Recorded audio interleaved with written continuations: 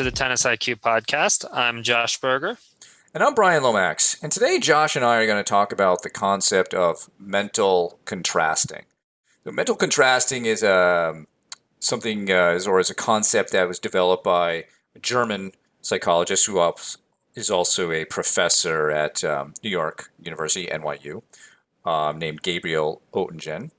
And some of you may be familiar with her work because it's been popularized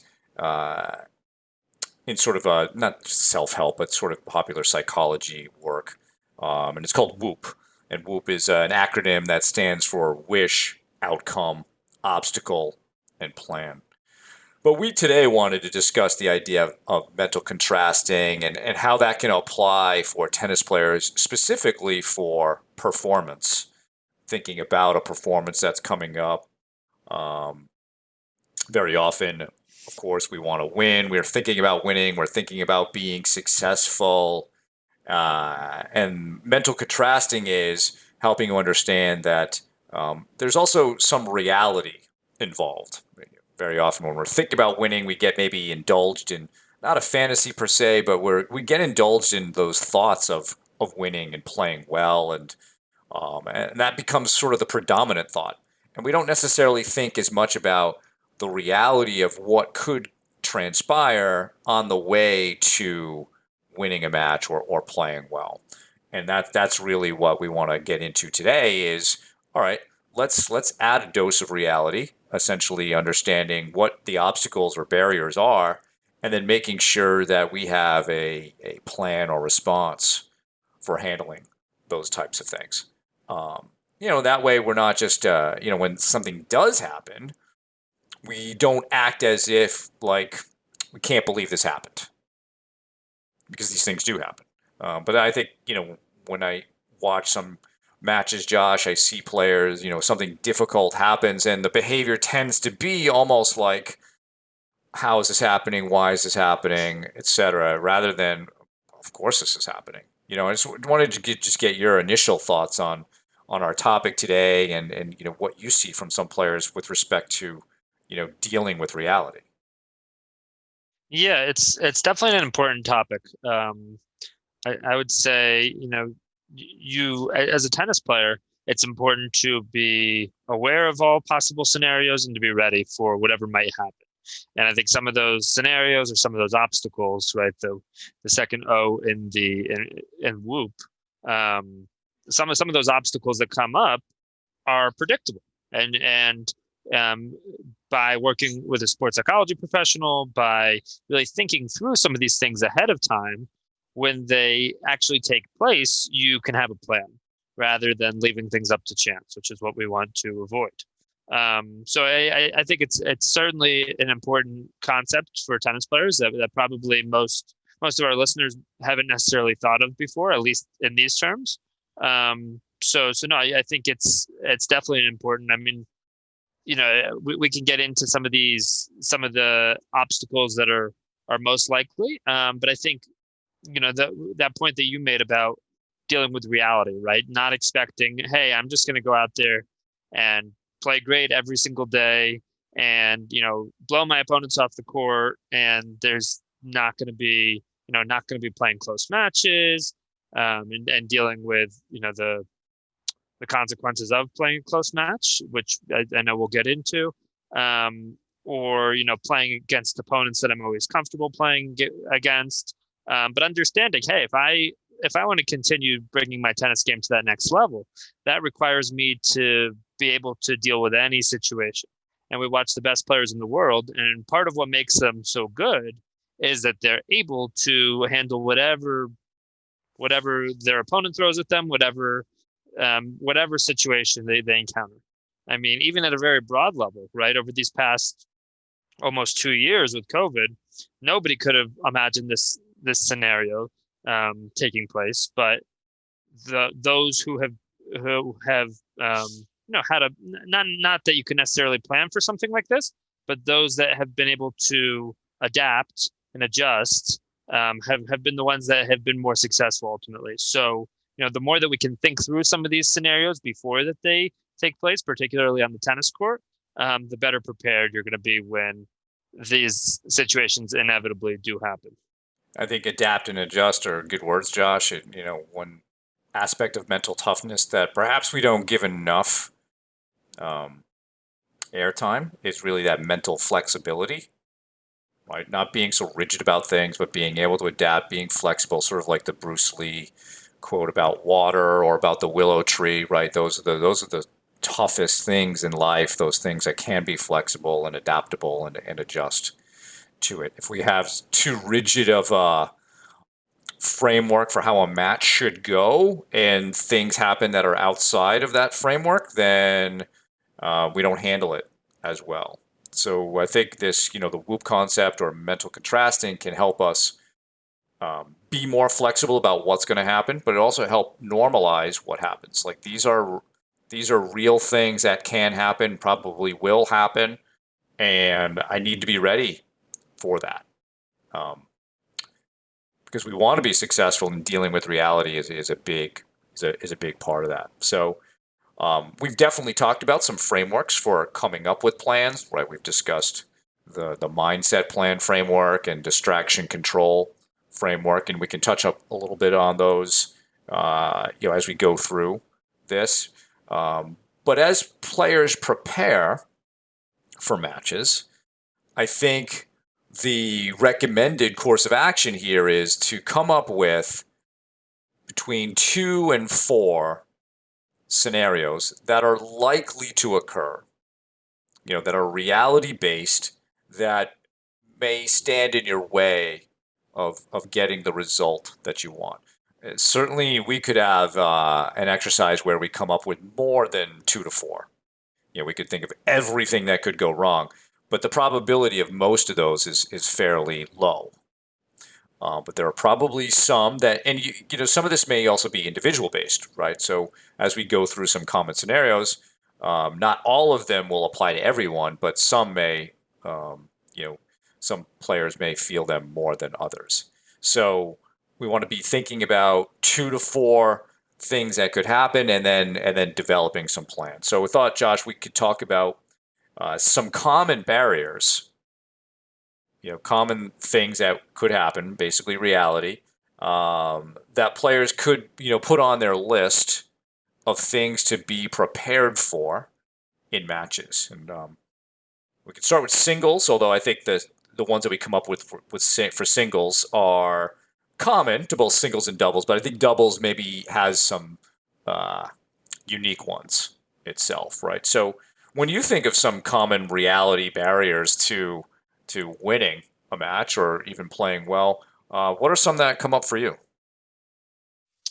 Yeah, a couple that come to mind right away is unforced errors or mistakes, right? So it's again, we use that word inevitable, but it's inevitable. It is going to happen that there will be a time that not only do you hit 1 or 2 errors in a row, but they could start to bunch up.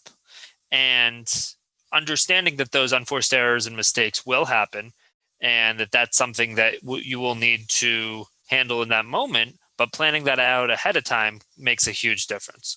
So thinking about, okay, how do we want to respond when this happens, right? Maybe we're really honing in on that routine that we're using in between points, making sure that we're resetting, making sure that we're breathing, staying loose, having a plan going into that next point, not showing off any negative body language to our opponents. So that is one obstacle that is inevitable, based and is based on reality. And then one other one I would say is losing big points, right? So maybe those are deuce points, especially in a no ads situation, or in an ad situation, maybe it's a really long game where it's going back and forth and back and forth, and ultimately you lose after a number of deuces. Or it could even be after losing a set that maybe you've been ahead in, or it was really tight and went to a tiebreaker. And maybe you have certain regrets for how you played the point or certain decisions that you made. But being able to, again, put that behind you, reset, maybe make an adjustment in your game if need be.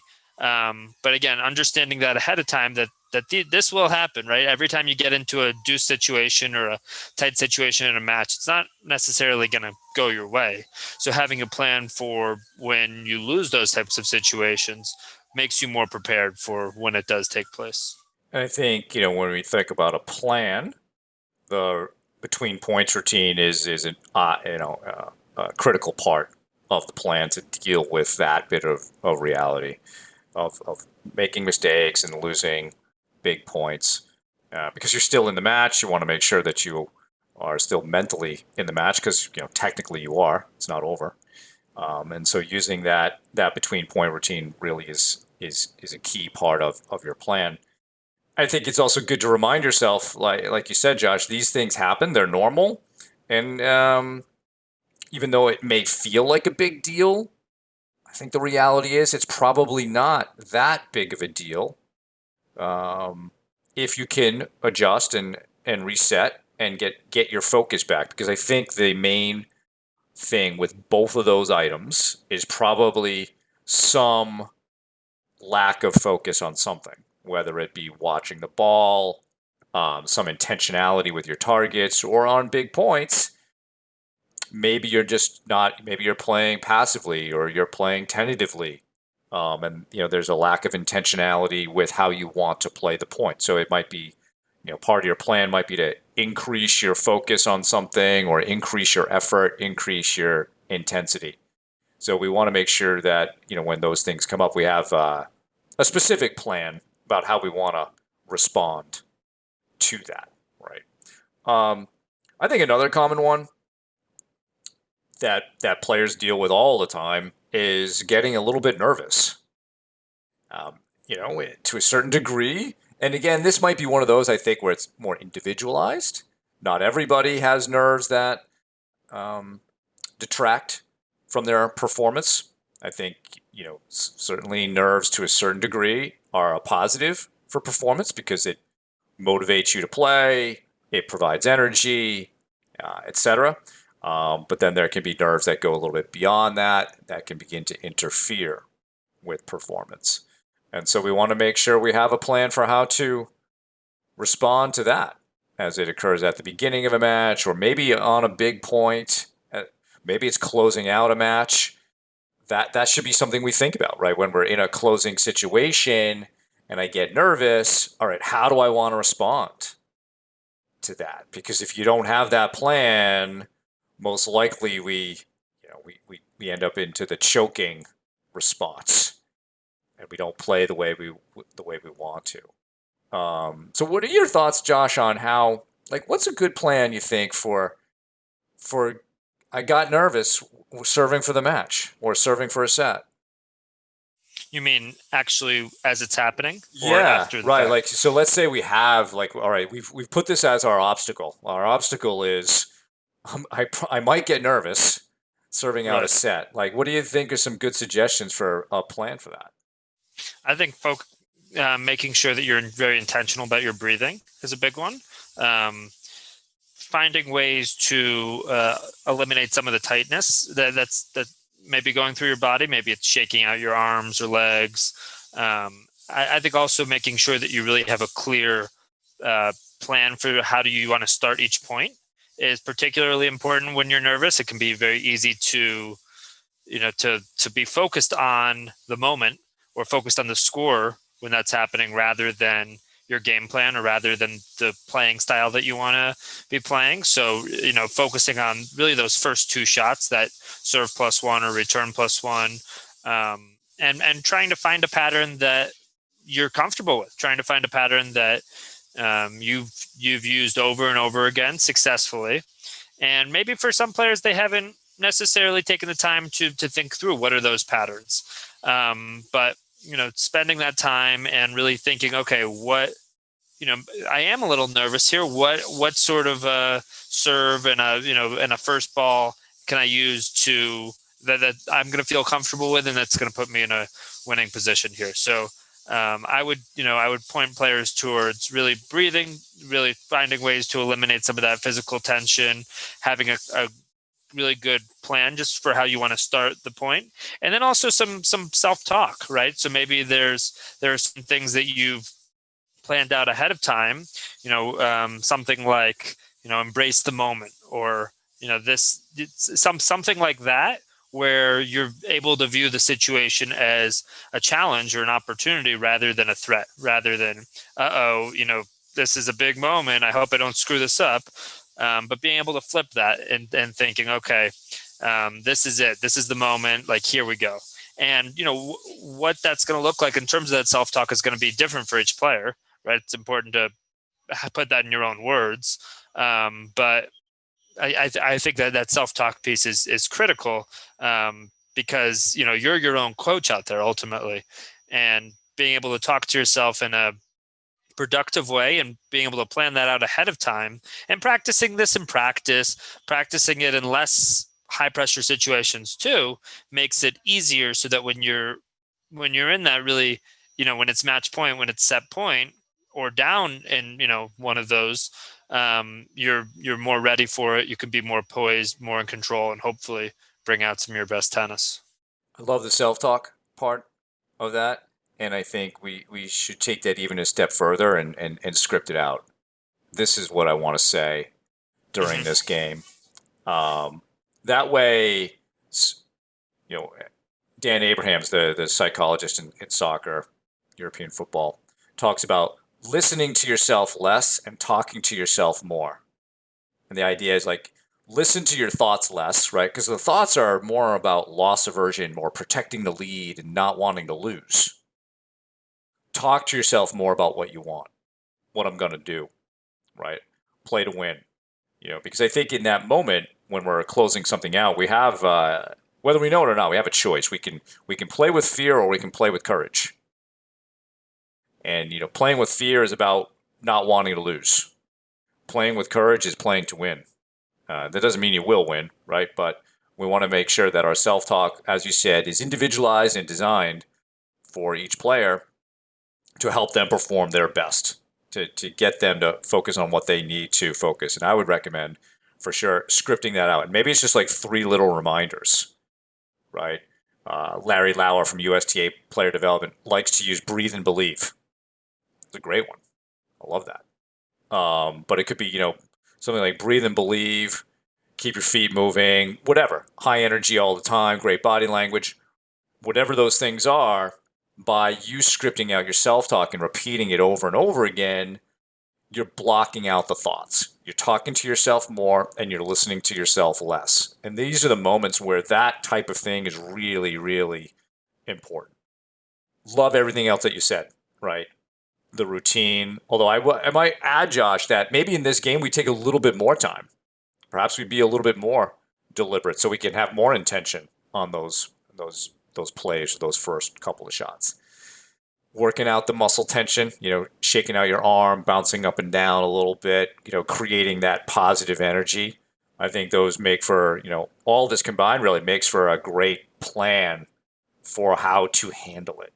Now, will that plan guarantee success? Of course not. But those are all the right things to do. And let's say you do them. And everything we talked about is in your control, is it not? So if let's say we were rating the plan for this, you would want to give yourself, say, and you're going to assess it afterwards, you'd want to give yourself, say, an 8 out of 10 on that because it's under your control. Can't always say that about your performance, right? Performance is a little bit out of our control. Certainly winning is not completely within our control. So your ratings on performance may not always be 8 plus, but your rating on how you execute this totally controllable plan should be at least an 8. And that's what you can then assess afterwards. All right, how did I do with executing the plan? Did I do all these things that are within my control? And if you did, that's great. Then we learn from the results of that so that over time, you get better and better at the quality of this plan, right? Um, so I think that's a really useful construct here for helping players to deal with, say, closing games of sets and matches. The key will be how players individualize, that self-talk piece for themselves, right? Um, Another barrier that comes up often has to do with the opponent. and there are line call issues, or there can be personality issues, like I don't want to lose to her, right? I had one player I was working with last week. She was playing a national event, and I think our third round opponent had a few things that were kind of in conflict. One, she didn't like playing the style, so as somebody who could hit a lot of high balls, didn't like the personality of the player, and also the player, according to this other one, had a reputation for line call issues, right? So sort of a trifecta of things going on there, and her talk before the match was all about not wanting to lose to this player.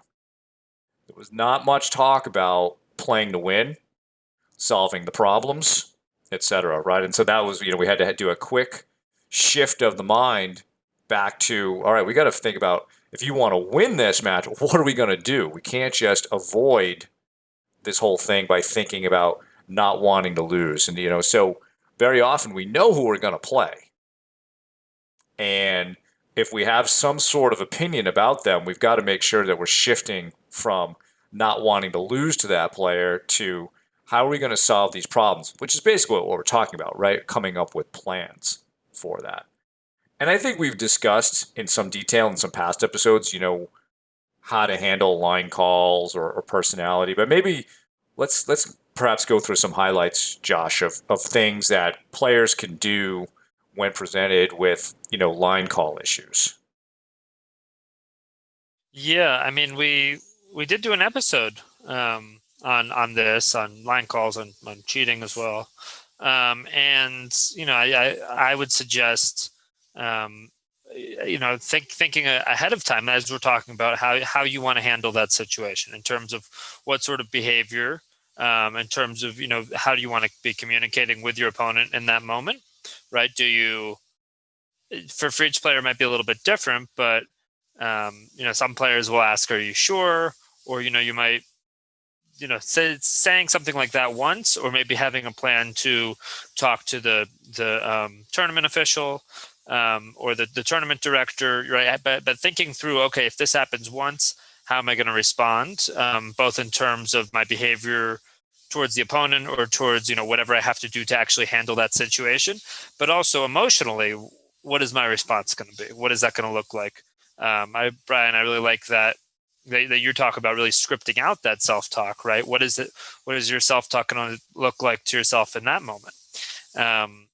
Again, trying not to leave things up to chance. What is your self-talk going to look like? Can you spend a little bit more time on your routine in between those points going into that next point, knowing that you might be a little bit frazzled? You might be frustrated. You might feel like something has been taken from you.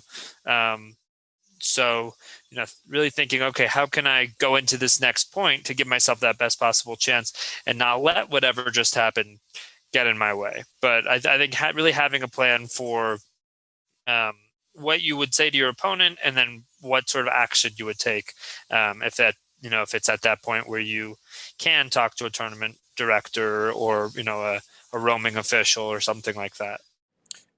Because line calls, they have the potential to be a distraction from you playing your best Yep. tennis, right? And you hit on that, like with the emotional piece. I think we can lose our focus because of that, and that's really, I think, the goal of the plan here is to understand that having a reaction like that is normal and natural. Like, yeah, you might feel like something's been taken from you, and you are more or less powerless to correct that.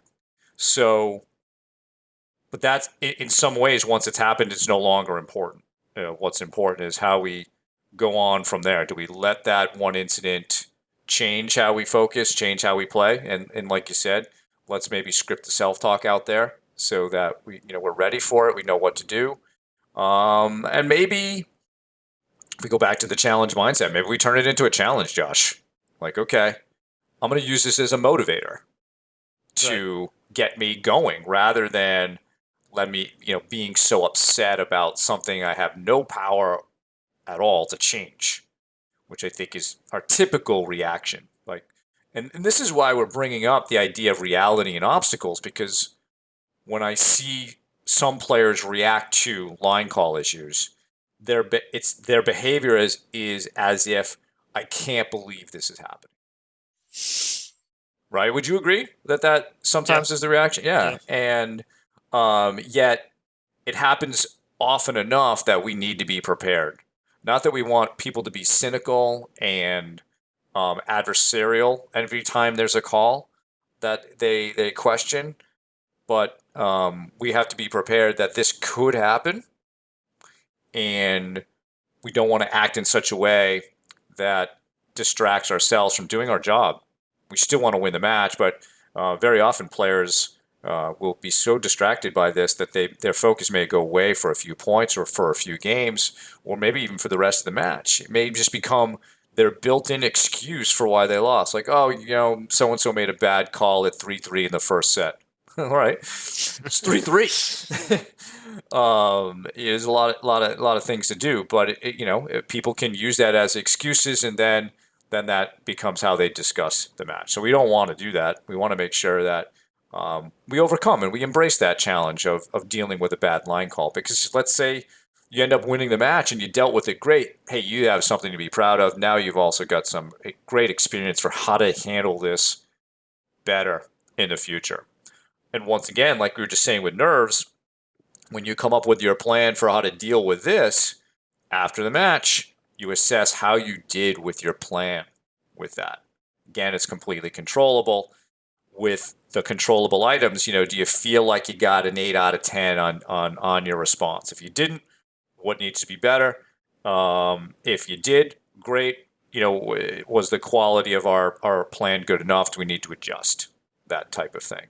And I think the more that we start to have players develop these plans and almost have it in their portfolio of how to play, now we're really starting to talk about putting a formula or recipe together for winning matches, and really understanding the dynamics of a tennis match. And this is why I think match play and tournament play are so critical to a player's training, because they have to learn to win the game, and go through all those reality things. Anders Ericsson, who recently passed away, he's written a lot about elite performance on different, not just sport but also music performance and chess and so forth. And in some of the research on the chess grandmasters and like what differentiates them from others is the amount of games they've played more games than other people. Um, and that's why for us as tennis players, it's the same thing. We've got to play more games. We've got to understand how to get from 0 to 4 points before the opponent, how to get from 0 to 6 games before the opponent, and how to do all that, because there's so many permutations that a match could go through, right? And I think that's why we're trying to work on these things, as part of this podcast, give people tools to really put together their recipe for playing winning tennis. So I think that's a really good plan. Between what we've both said there in terms of helping with line calls, and like you said, we've had an episode on that, so definitely point people there. I know one thing that bothers me sometimes, Josh, and it's a specific weather condition, is heat and humidity. Because I've had some hydrate or dehydration issues, or issues with cramping, etc. in those, and I know that tends to freak me out. Other players may have different weather conditions, so that could be something we want to have a plan for. What are some other, maybe things we haven't talked about, or if you want to comment on weather conditions, other maybe potential obstacles? Yeah, I actually wanted to go back to something that you were saying before about match play. And I think tying it into this topic, when you play more and more match play, and this could be either in structured match play, right, in a tournament, in a in a team match, but it could also just be playing with friends. The more match play you play in, the more of these scenarios ultimately play themselves out. So not only is it important to have a plan for these scenarios, but having been through them before, and maybe you handled it well, maybe you didn't handle it so well, hopefully you've learned from that situation. But through playing in more and more match play, you've been in these situations more than you would have been, had you just played maybe, you know, the big tournaments or only certain tournaments. So I think that's another benefit, that it gives you more learning opportunities from being in these situations, times where you didn't do it well, and okay, let's learn from that, or times where you did handle it well, and okay, let's learn from that as well in terms of how can we replicate that. So just wanted to add that in as well. But as it relates to weather conditions, yeah, heat and humidity is a big one. Wind and cold are definitely a big one as well. Um, Sometimes players will tell me they really prefer playing indoors, right? They consider themselves more of a indoor player, and I say, okay, that's great. Some of your matches will be indoors, but indoor tennis is also easier in a lot of ways, right? You're not dealing with any of these conditions. The temperature is generally at a pretty good point. You're not dealing with the wind. You're not dealing with the sun. There's often less distractions going on around the court too, right? Um, so thinking about, okay, let's say the wind, right? Having a plan for, if I'm playing with the wind, what adjustments do I want to make if I'm playing against the wind? If it's a really sunny day, right, and it's a certain hour of the day where the sun's in my eyes, or I'm playing in a court that's faced in the direction where the sun is going to be in my eyes more hours of the day.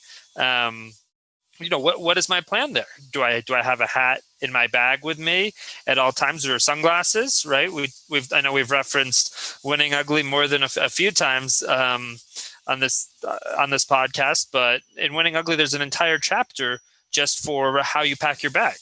And we've talked a lot about preparation, but not only do you want to have a mental plan for these different scenarios, but sometimes that includes what can you actually bring, right? So Brian, you talked about the humidity and heat, right? And I know we've had conversations about this, but maybe there's certain, if other players who are listening are in that same scenario, maybe there's certain things that, based on planning ahead, or based on the situation happening to you before, maybe there's certain things that you bring to the court, in terms of getting the nutrients that you need in that moment. So thinking also about how you prepare, in terms of packing your bag, and also planning through these different scenarios, I think is definitely critical for tennis players. For sure. Yeah. Let's talk about doubles a little bit, because I've had some conversations recently with doubles players, and one of the things that comes up is the dynamic between the two partners, and that let's say you and I are playing together, Josh, and obviously we'd be a great team, right? Oh yeah. We more or less get it, I think. But there are some players who I think they bring a singles mentality to the doubles court. I think we talked a lot about some of these things in our episode on doubles communication. But what happens in that dynamic? Let's say one player perhaps is critical of the opponent, or they don't communicate much, or they don't want to communicate. They don't want to have plan. Um, there can be a lot of different things that are not what we would consider necessarily good teamwork out there. And I know a lot of the leagues, here in the Boston area, there are a lot of in indoor season there are a lot of doubles leagues, and oftentimes people are placed with new partners all the time, right? So there's not a lot of chemistry and cohesion there. There's not a lot of time for them to develop as a cohesive unit, to understand what each other's preferred communication patterns are, etc. And what ends up happening, and what I've noticed with some of the players that I work with, is that their partner becomes a distraction for them. And the quality of their play is sometimes determined by the interaction that they're having with their partner. And, this is important for us to have a plan for because it's a variable. Like if you're playing doubles and you're playing with new people all the time, you need to have a plan because I would say that ultimately it's not a great excuse for a poor performance. This is a new partner. That these things could happen. So we need to have a plan for that. So I'd like to get your thoughts, Josh, on the whole partner dynamic piece. Yeah, this is definitely something I've seen in high school and college tennis quite a bit. Um, because sometimes coaches will mix around partners over the course of a season. Sometimes one player is injured, right? That somebody typically plays doubles with, so somebody else has to fill in. And thinking about all those different dynamics with doubles, the communication piece, the playing style piece, right? Maybe one player is comfortable going for a lot more risk than the other player. Um, but thinking about, how can we plan that out ahead of time?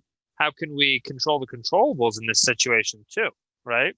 Um, Thinking, okay, do we have a plan for how we're going to communicate in between points?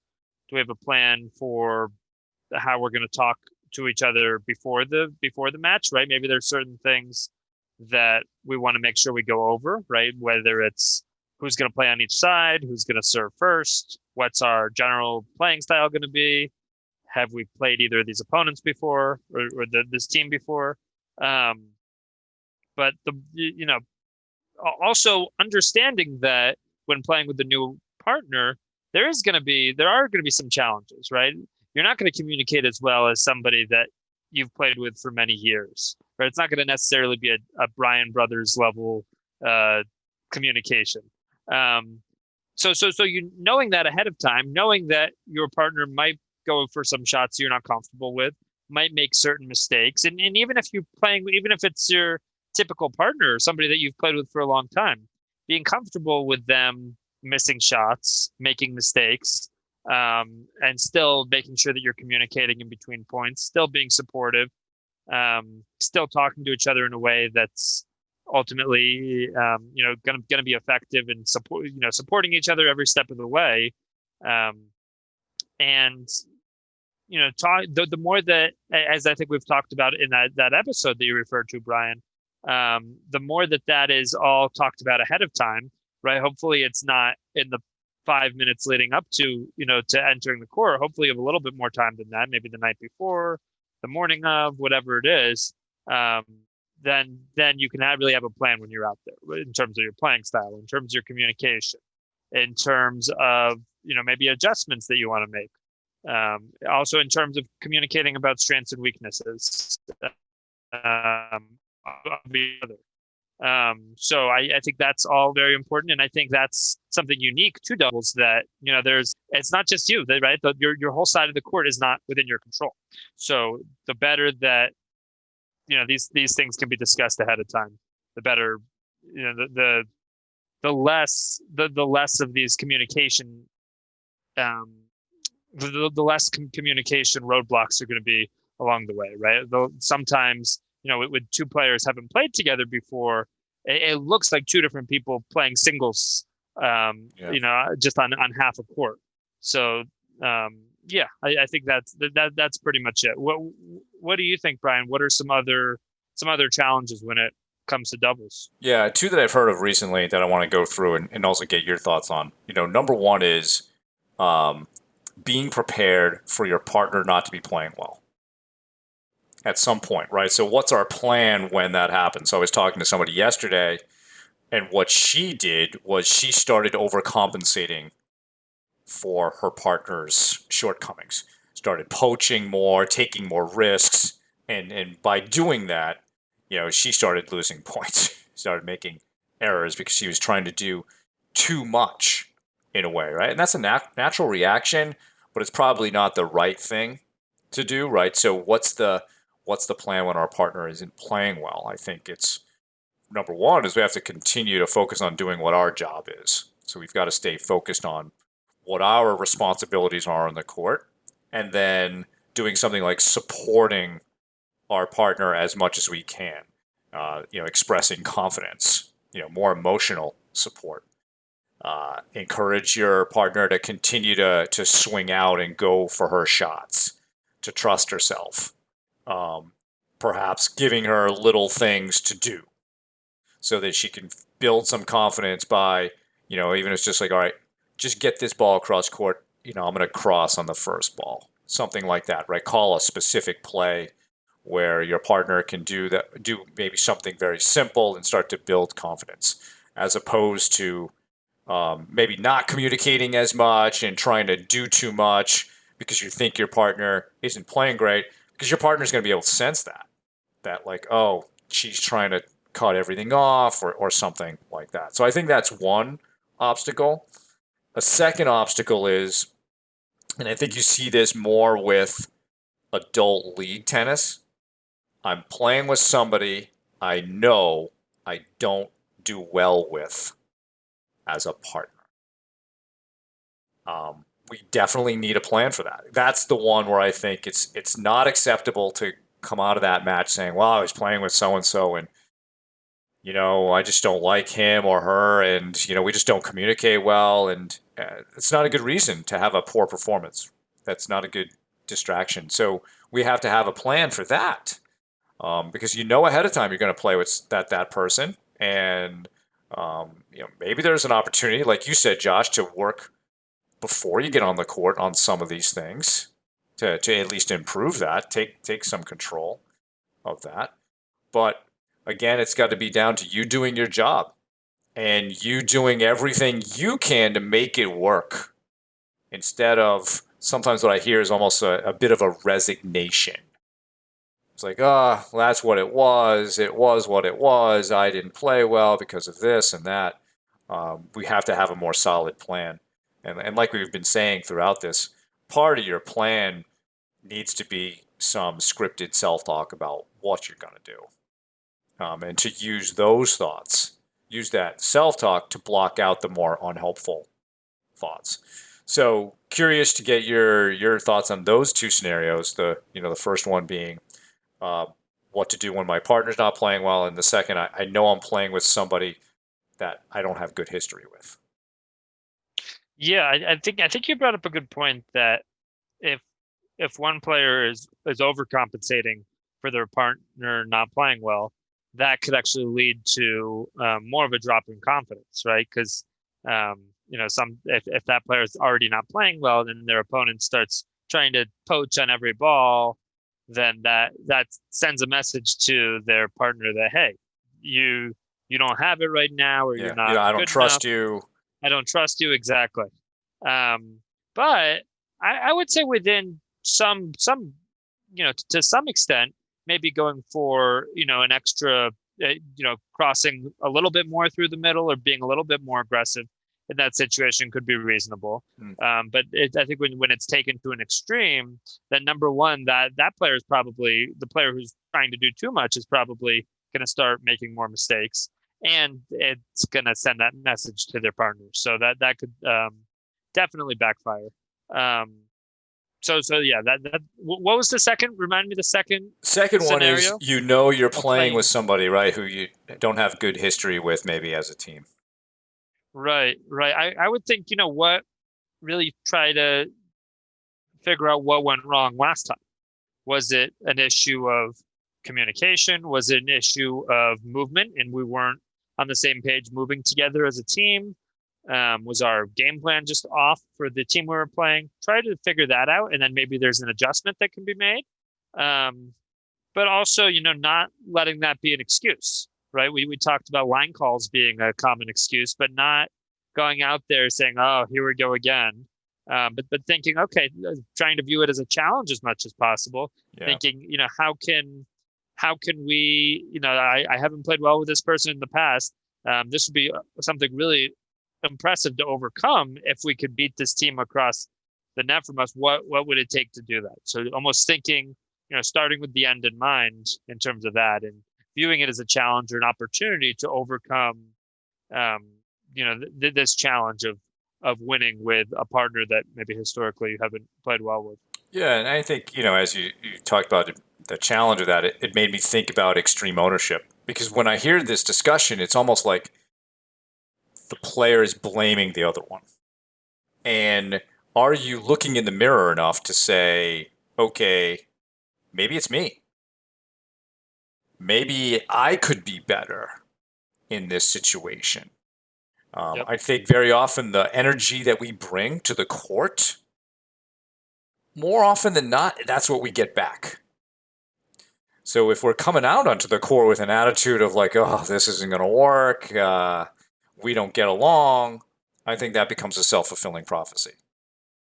But if we walk out onto the court with, an attitude of we're going to make this work, I'm going to be better. I'm going to be the ultimate teammate.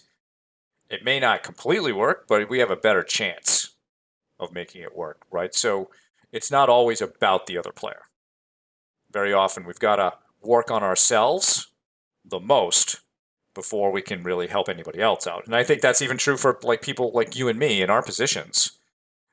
We've probably both had to do a lot of work on ourselves as players, as professionals, as human beings in order to have, any ability to help others on their journey, right? I think for both of us, we've more or less been our own first clients.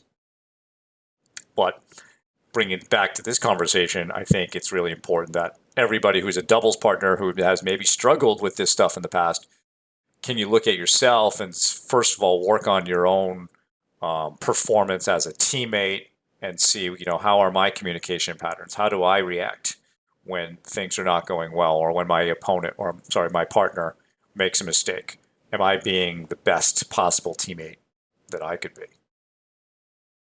Yeah, I think that's a great point. Trying to, take the emphasis or the blame off of your partner, right? And thinking about what can you control? How can you be the best possible partner in that situation? And not, also if you lose, not being too quick to point the finger. Brian, I remember you had a story from a previous episode where somebody came off the court and they said, well, my Partner just um, didn't have it today. partner just didn't have it today. Exactly. So, there will be days like that, right? Where a partner's not playing well, where maybe both people aren't playing well, where somebody misses a big shot in an important moment, but that's part of it. That's part of the game. That's the reality. And having a plan so that situation doesn't totally disrupt everything, disrupt your whole chances on that day, gives you a better shot of winning. I mean, we talked so much on this podcast that there are no guarantees, right? There are absolutely no guarantees. But by doing these things, by controlling the controllables, by trying to focus on these things that you are actually within your control and that you can impact, you can have a better chance. And I think one last point, and I know this is something we want to discuss, is in terms of not only just thinking through these plans and having a plan for these different situations, but starting to take it to that next level and visualizing these scenarios taking place, right? So sometimes there's talk, that you don't want to visualize something negative taking place, but if you're thinking of a situation that is likely to occur and how you intend to respond to it, that can be very productive, right? So thinking, okay, I made a mistake here. I'm taking that extended time in between points here to really do everything within my power to give myself the best possible chance to shake it off, to come into that next point focused and having put it behind me. So really, I mean, with each of these scenarios, even something like weather conditions, right? I think that's a situation where you can visualize it and really try to incorporate as many of the senses as possible. Think about, each of them, what that would feel like. Is there a certain smell? Is there a taste, right? Trying to incorporate each of the different senses within that imagery or visualization to make it more realistic, to make it feel as if you've already actually been in that situation. What are some of your thoughts on that, Brian? Well, I think when we think, or when we hear Novak Djokovic talk about his use of visualization, it's really on this mental contrasting piece. He thinks of himself in various situations that could occur in a match, and he sees and feels himself being successful, embracing that challenge and getting through it. And the benefit of that for him is that when those situations inevitably occur, he feels prepared. He knows what to do. He has a plan. And it's not as if he asks himself the question, oh, what should I do now? That question has been pre asked and answered. And then he has visualized and experienced that. We talk a lot about imagery and visualization on this podcast because the brain has a difficult time differentiating between what we imagine and what we experience in real life. And so we're encouraging everybody to engage in this process in a multi-sensory way so that you feel like you've practiced these things before they actually occur. And, you can look up articles about Novak Djokovic and his use of visualization and mental preparation, and you'll be able to read a little bit more about that.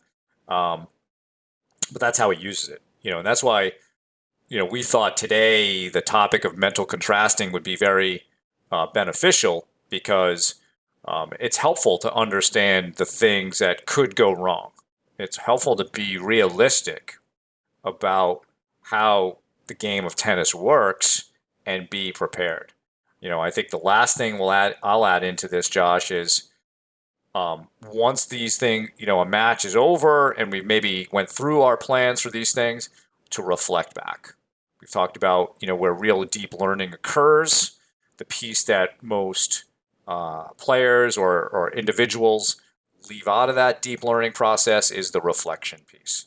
So reflect on the plan and how it went. Assess, did I control it, or did I, those controllable plans? Do I give myself an 8 out of 10 out of that? And then what did I learn from going through this? How do I now improve my planning going forward? Because this is about, again, a journey, not any one match. We're obviously continuing to get better and better. But that's why I think mental contrasting is such an important part of learning to play great and winning tennis. Yeah, I think that's a good place to end off, because by, you know, through your experiences of playing matches, you come up with a plan, you think about certain situations or scenarios that could take place, and then at the end you review it. And maybe certain situations did take place. Maybe there are others that you weren't expecting, right? And were you happy with how you responded? Or was there something that you wish you could have done differently? So going through that process of thinking, okay, what did I do well? What did I not do so well? What did I learn from the situation? And then maybe next time around, maybe there are other things that you add, other scenarios based on these match play situations that you encounter. So I think that that match play piece is really critical, but also going through that reflection process so that you can learn from it, right? If you play a match that you lose and you're not happy with it and you're not able to talk about it or not able to really reflect on it and examine it and learn from it, then you're more likely for the same things, same mistakes to keep happening over and over again. So the more that you can, view it objectively, maybe take a step back and learn from the situation and adjust as needed, the better. Great conversation, Josh. Thank you. That's our show for today. I want to thank you for listening. For more on today's episode, please check out the show notes. If you have any feedback or questions for me and Josh, please email us at tennisiqpodcast@gmail.com. You can also use the Twitter hashtag tennisiq. Additionally, please subscribe to the show on your podcast platform of choice, including YouTube, so you can be notified of new episodes. You can also check out our Instagram page. Thanks again, and we'll talk to you soon in our next episode.